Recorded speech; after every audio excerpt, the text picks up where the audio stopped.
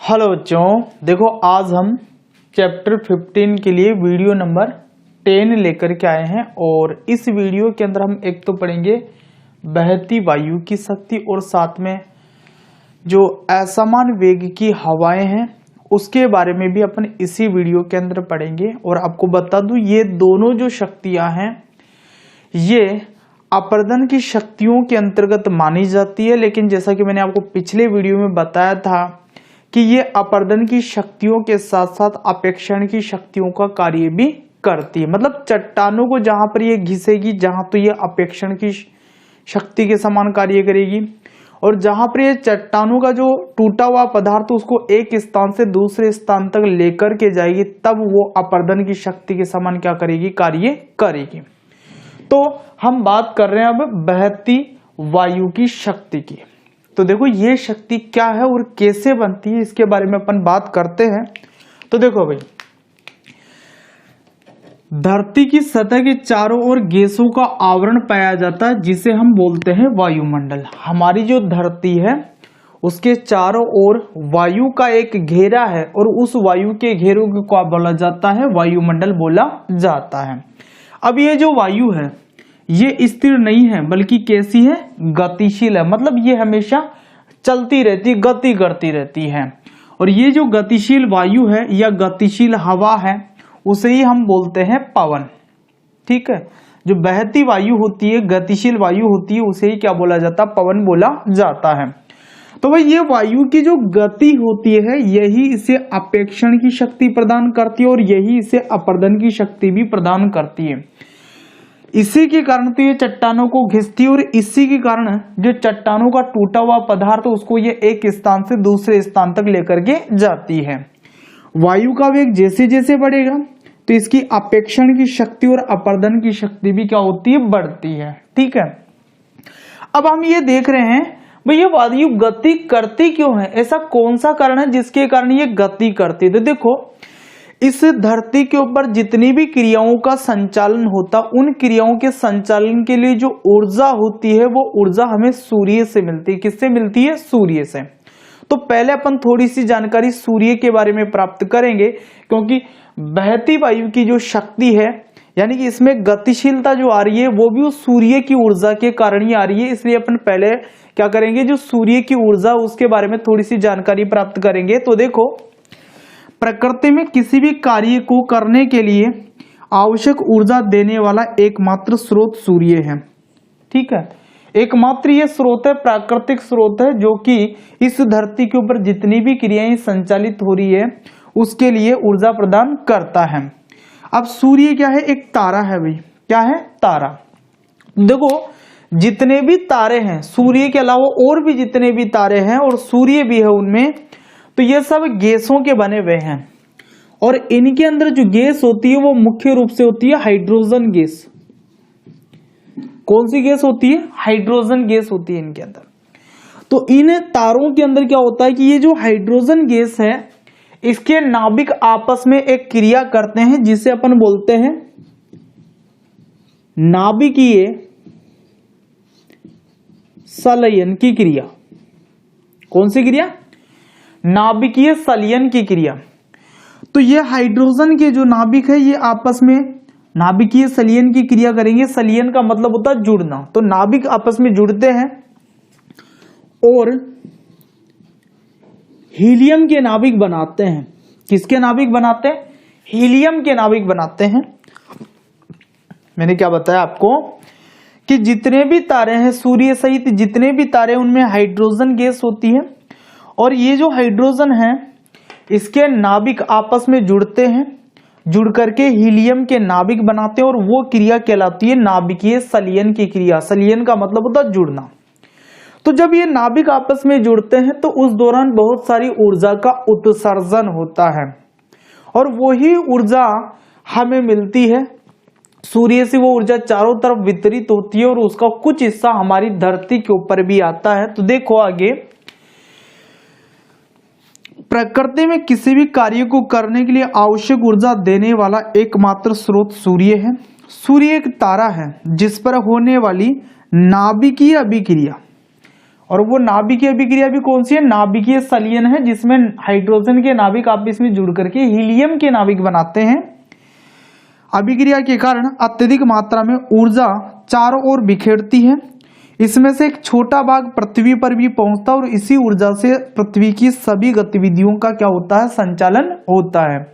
तो हमने सूर्य से थोड़ी सी जानकारी प्राप्त करी सूर्य के बारे में, भाई ये ऊर्जा किस तरीके से देता है। तो सूर्य में क्या होता है, हाइड्रोजन होते हैं और हाइड्रोजन के नाभिक हीलियम में बदलते रहते हैं। उस क्रिया को अपन नाभिकीय संलयन या नाभिकीय अभिक्रिया बोलेंगे और उसी के दौरान बहुत सारी ऊर्जा उत्सर्जित होती है और उसी ऊर्जा का एक छोटा सा हिस्सा हमारी धरती के ऊपर भी पहुंचता है, जो कि धरती के ऊपर चलने वाली सारी क्रियाओं के संचालन में क्या करता, मदद करता है। ठीक है,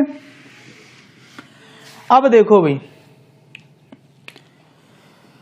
सूर्य से जो ऊर्जा हमें प्राप्त होती है उसे हम सौर ऊर्जा भी बोलते हैं। क्या बोलते हैं, सौर ऊर्जा। तो आगे देखो, पृथ्वी के हर भाग पर तथा वर्ष के महीनों में सूर्य की ऊर्जा समान मात्रा में नहीं पहुंचती है। ऊर्जा के इस असमान वितरण के कारण हवा कहीं कम गर्म होती है तो कहीं अधिक गर्म होती है। ध्यान देना भाई, हमने ये पढ़ा भाई सूर्य से जो ऊर्जा प्राप्त हो रही है उसे हम क्या बोलते हैं, सौर ऊर्जा बोलते हैं। लेकिन इस पृथ्वी के ऊपर उस सौर ऊर्जा का वितरण समान नहीं है। आपको पता है कि हमारा धरती का एक हिस्सा सूर्य के सामने रहता है जहां पर दिन होता है, तो वहां पर ज्यादा ऊष्मा गिरेगी और सूर्य का धरती का पीछे वाला जो हिस्सा है जहां पर सूर्य का प्रकाश गिरता ही नहीं है, तो वहां पर कम ऊष्मा सूर्य की गिर पाती है। तो एक तो वो असमान वितरण हो गया।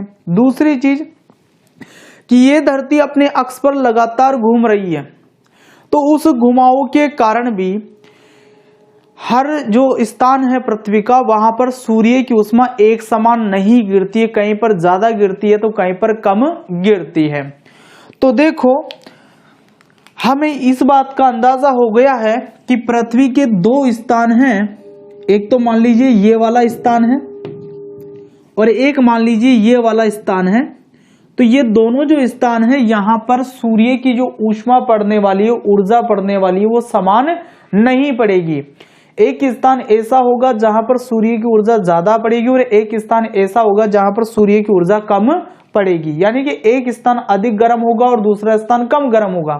जहां पर सूर्य की ऊष्मा अधिक पड़ रही है वो स्थान अधिक गर्म होगा और जहां पर सूर्य की ऊर्जा कम पड़ रही है वो स्थान कम गर्म होगा।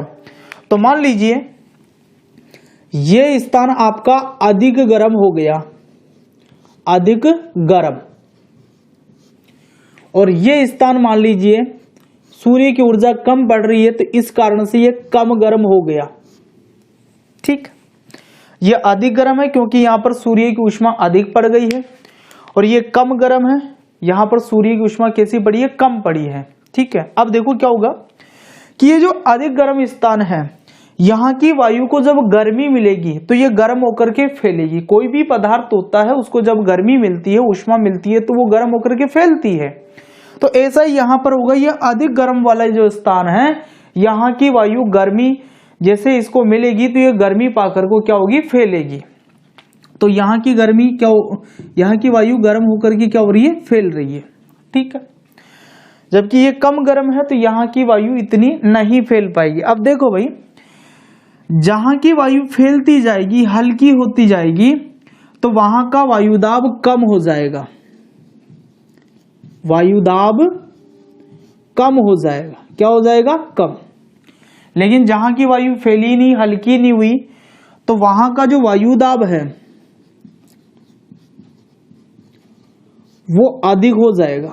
कैसा हो जाएगा, अधिक हो जाएगा। ठीक है, तो एक दाब का अंतर पैदा हो जाता है पृथ्वी के दो स्थानों के बीच में। एक स्थान तो ऐसा है जहां पर वायुदाब कम हो गया है, और कम कहां हुआ है, जहां पर सूर्य की ऊष्मा अधिक पड़ी है, और एक स्थान ऐसा है जहां पर वायुदाब अधिक हो गया और ये अधिक वायुदाब कहां है, जहां पर सूर्य की ऊष्मा कम पड़ी है, जो कि कम गर्म हुआ है। तो एक दाब का अंतर यहां पर पैदा हो जाता है और इस दाब के अंतर के कारण जो वायु है वो गमन करती है। भाई वायु अधिक वायुदाब क्षेत्र से कम वायुदाब क्षेत्र की ओर क्या करती, गति करती है। तो इस तरीके से ये हवाएं क्या होने लग जाती है, प्रवाहित होने लग जाती है, और बहती वायु को ही हम क्या बोलते हैं, पवन बोलते हैं। तो देखो दोबारा देखो इस बात को कि पृथ्वी के हर भाग पर तथा वर्ष के विभिन्न महीनों में सूर्य की ऊर्जा समान मात्रा में नहीं पहुंचती है। ऊर्जा के इस असमान वितरण के कारण हवा कहीं कम गर्म होती है तो कहीं पर कैसी होती है, अधिक गर्म होती है। हवा गर्मी पाकर फैलती है और क्या हो जाती है, हल्की भी हो जाती है। गर्मी पाकर फैलेगी और हल्की हो जाती है, तो इस कारण से ऊपर की ओर उठ जाएगी हवा, जिससे उस स्थान का वायुदाब क्या हो जाता, कम हो जाता है। जैसा कि यहां हुआ था, ये क्षेत्र अधिक गर्म हुआ, हवा गर्मी पाकर के फैली और हल्की हो गई, हल्की होकर के ऊपर उठ गई, तो यहाँ का वायुदाब कम हो गया और वहां का वायुदाब अधिक है। तो वायु अधिक वायुदाब क्षेत्र से कम वायुदाब क्षेत्र की ओर क्या करने लग गई, गति करने लग गई। तो आगे देखो, अब अधिक वायुदाब क्षेत्र से वायु कम वायुदाब क्षेत्र की ओर बहने लगती है तथा बहती हवा को ही हमने क्या बोला है, पवन बोला है। देखो गतिशील वायु को भी अपन पवन बोलते हैं और बहती हवा को भी पवन बोलते हैं, एक ही बात है, गतिशील होना या बहना, ठीक है। अब देखो पवन की गति दोनों स्थानों के वायुदाब के अंतर पर निर्भर करती है। ये अंतर है ना दोनों का, इस पर निर्भर करेगी। अंतर जितना ज्यादा होगा हवा उतनी तेज गति से प्रवाहित तो होगी। तो देखो वायुदाब का अंतर जितना अधिक होगा पवन का वेग भी क्या होता है, उतना ही अधिक होता है। तो इस तरीके से हम ये समझा सकते हैं कि वायु प्रवाहित होती क्यों है। तो उसके पीछे कारण क्या है कि ये जो धरती है इसके ऊपर सूर्य की उष्मा समान रूप से नहीं पड़ रही है, कहीं पर ज्यादा पड़ रही है तो कहीं पर कम पड़ रही है। तो जहां पर ज्यादा पड़ रही है वो स्थान अधिक गर्म हो जाता है और जहां पर कम पड़ रही है वो स्थान कम गर्म रहता है। तो जो स्थान ज्यादा गर्म हुआ है वहां की वायु गर्मी पा करके फैलती है, हल्की हो जाती है, ऊपर उठ जाती है, तो वहां का वायुदाब कम हो जाता है और कम हो जाने के कारण अधिक वायुदाब वाले क्षेत्र से उस कम वायुदाब वाले क्षेत्र की ओर वायु क्या होने लग जाती है, प्रवाहित होने लग जाती है, ठीक है। तो इस तरीके से हमने ये जाना अभी तक कि बहती वायु की जो शक्ति है वो तो क्या होती है और ये पैदा कैसे होती है इस धरती के ऊपर।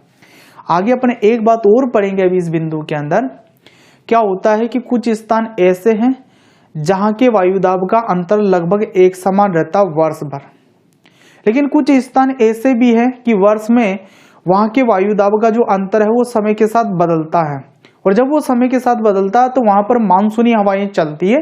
तो वो मानसूनी हवाएं क्या होती है और कैसे बनती है उसके बारे में अभी अपन पढ़ेंगे इसी बिंदु के अंदर, बहती वायु की शक्ति के अंदर। तो पहले आप वीडियो पॉज करके ये बातें आप नोट करेंगे, उसके बाद में उसके बारे में आपको बताता हूं, तो नोट करो।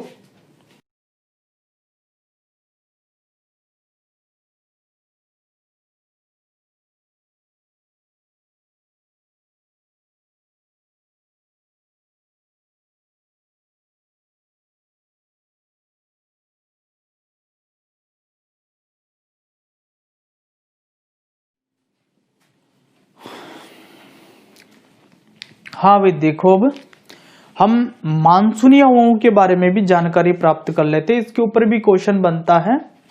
तो देखो हमने ये जाना कि पृथ्वी पर कई स्थान तो ऐसे हैं जहां पर वर्ष भर वायु का दाब का अंतर जो है समान बना रहता है।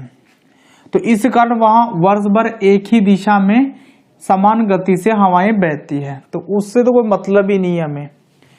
कुछ स्थान तो ऐसे हैं जहां पर वर्ष भर लगभग एक जैसा दाब बना रहता है, तो वहां पर तो एक ही दिशा में और एक ही वेग से हवाएं क्या होती बहती रहती है। लेकिन इंपॉर्टेंट बात यहां से शुरू होती, देखना कि भूमि पर कुछ हवाओं की दिशा सदा समान नहीं रहती है, ऋतु के अनुसार इनकी दिशा बदलती है और इन हवाओं को हम क्या बोलते हैं, मानसूनी हवाएं बोलते हैं। तो ये इंपॉर्टेंट क्वेश्चन अपना कि मानसूनी हवाएं किससे कहते हैं, तो हमारा आंसर क्या होगा कि भूमि पर कुछ हवाओं की दिशा समान नहीं रहती है, ऋतु के अनुसार इनकी दिशा बदलती रहती है और इन हवाओं को अपन बोलते हैं मानसूनी हवा। तो ये अपनी दिशा बदलती कैसे वो अपन थोड़ा सा समझते हैं। देखो हम ऐसा मानते हैं कि इस धरती पर 6 महीने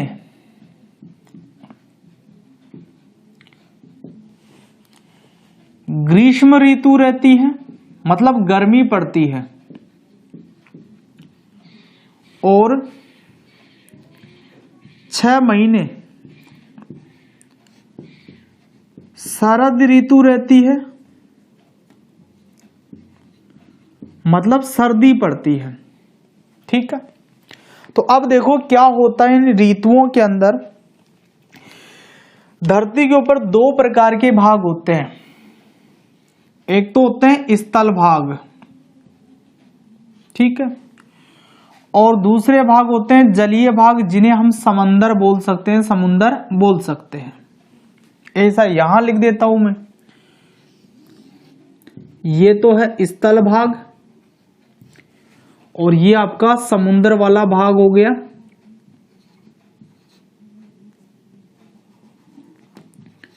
जो कि जलीय वाला भाग है। अब ध्यान देना एक बात पर, समुंदर में पानी होता है और पानी में एक गुण होता है कि ये धीरे धीरे ही तो गर्म होता है और धीरे धीरे ही ठंडा होता है। अचानक से ठंडा नहीं होता है या अचानक से गर्म नहीं होता है।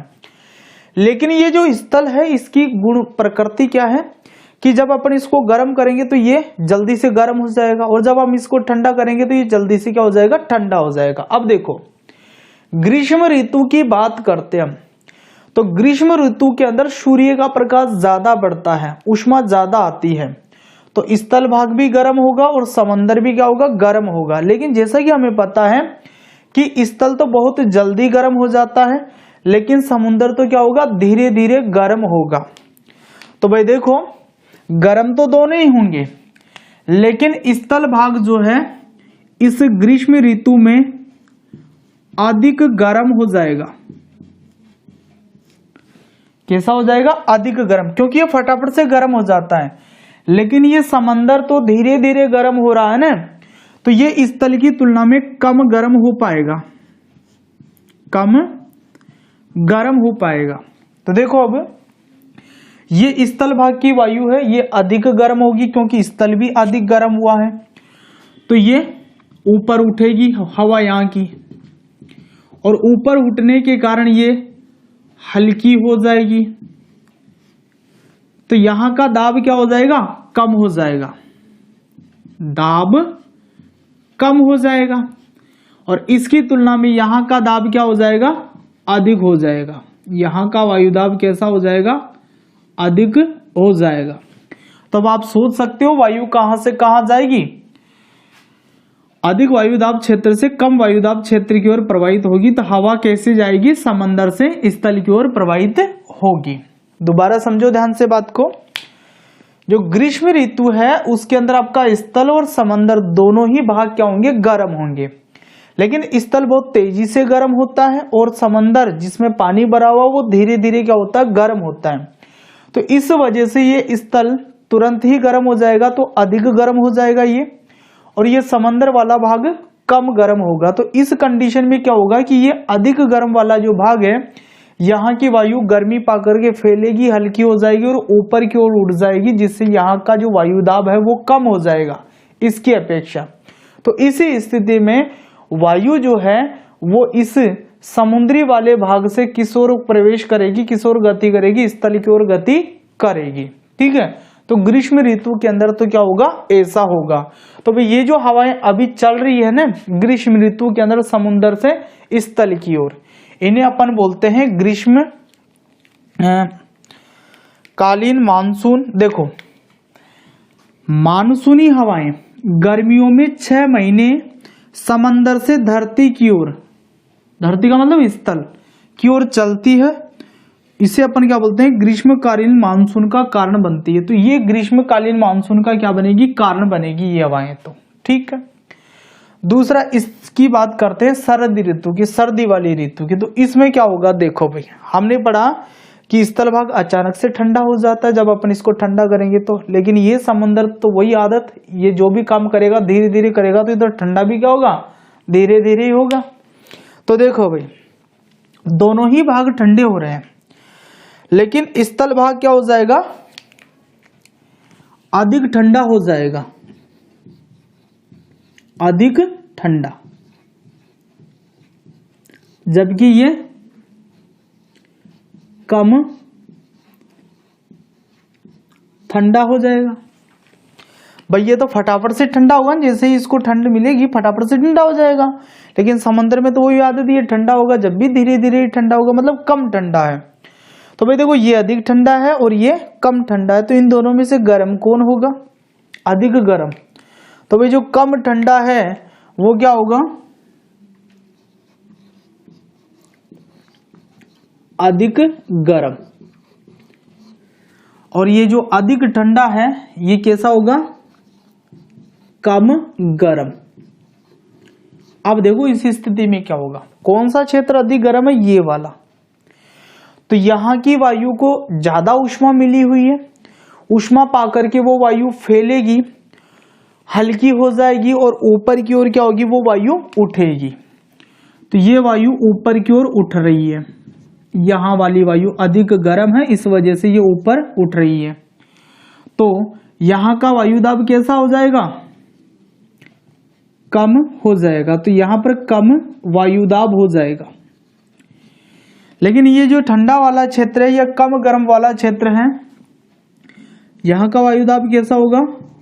अधिक वायुदाब होगा यहां का। अब क्या होगा?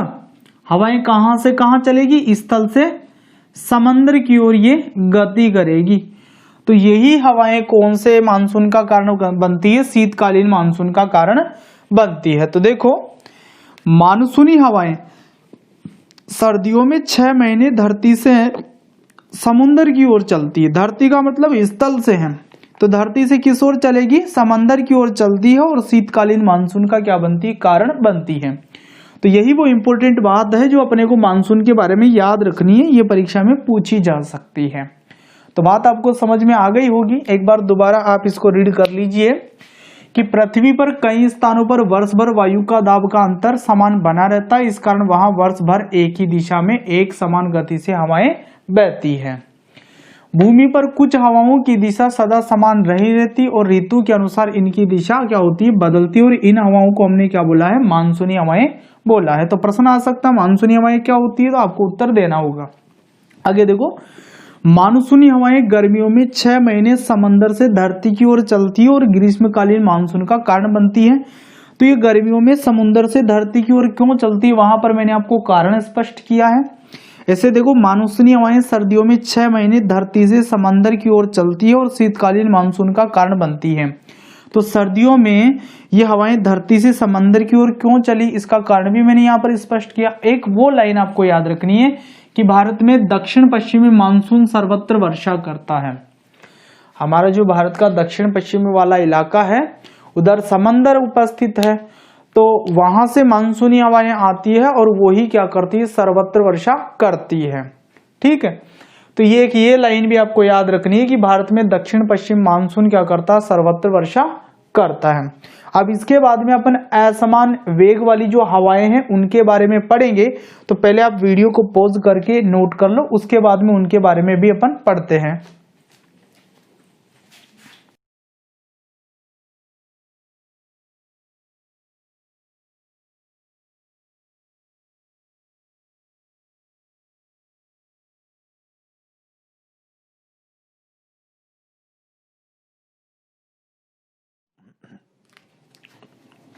हाँ, अब देखो हम अपर्दन की जो शक्ति है उसका दूसरा रूप देख रहे हैं, असमान वेग की हवाएं।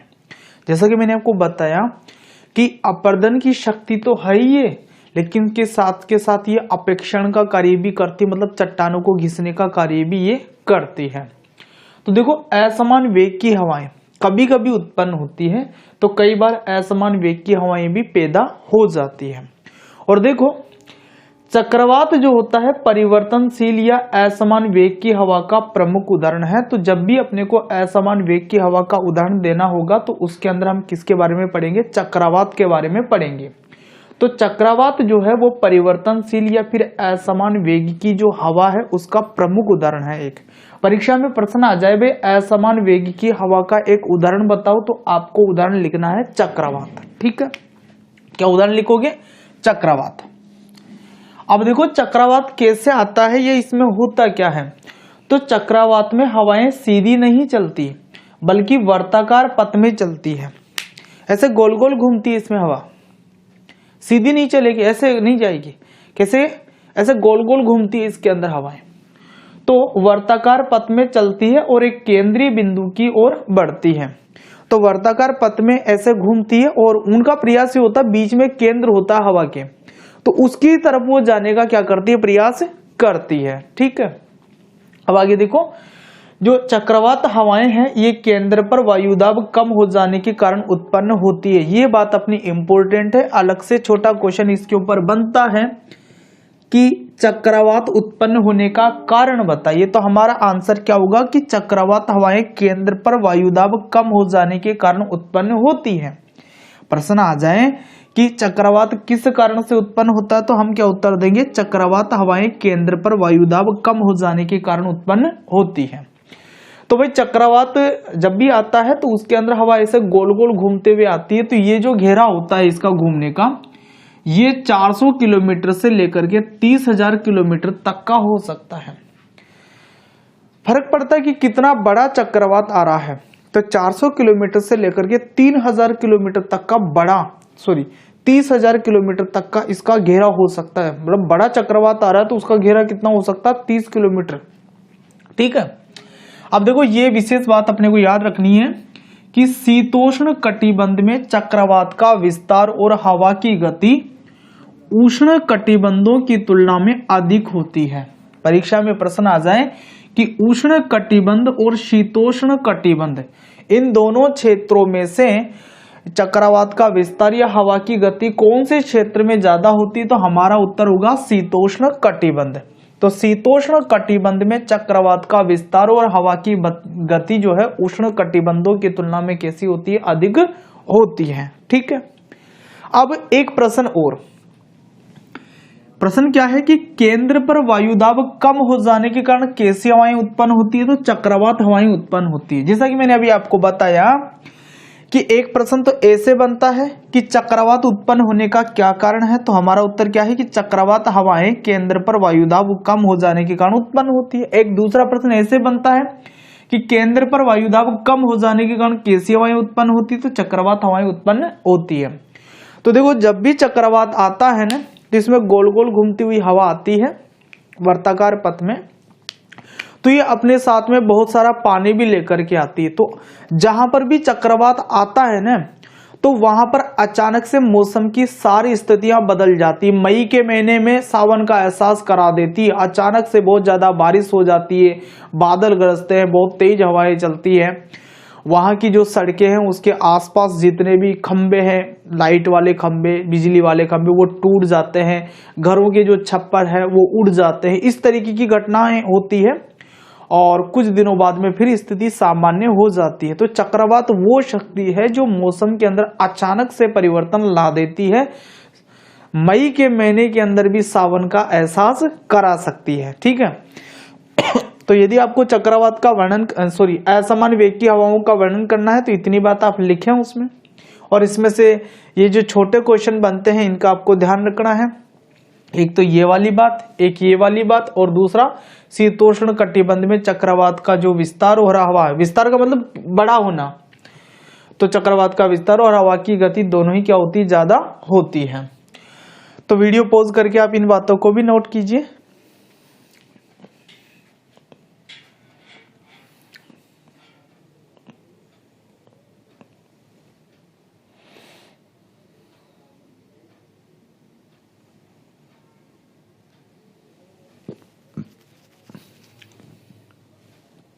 ठीक है भाई, कर लिया नोट। तो आज के वीडियो को तो यहीं अपन समाप्त करते हैं। इस वीडियो के अंदर अपन ने अपरदन की 2 शक्तियों के बारे में पढ़ लिया है। बची हुई 3 शक्तियां हैं, बहते पानी की शक्ति, हिम नदियां, ग्लेशियर और समुद्री धाराएं। तो ये तीनों जो अपरदन की शक्तियां हैं इसके बारे में अपन नेक्स्ट वीडियो में बात करेंगे। तो मिलते हैं फिर नेक्स्ट वीडियो में, तब तक के लिए ऑल द बेस्ट।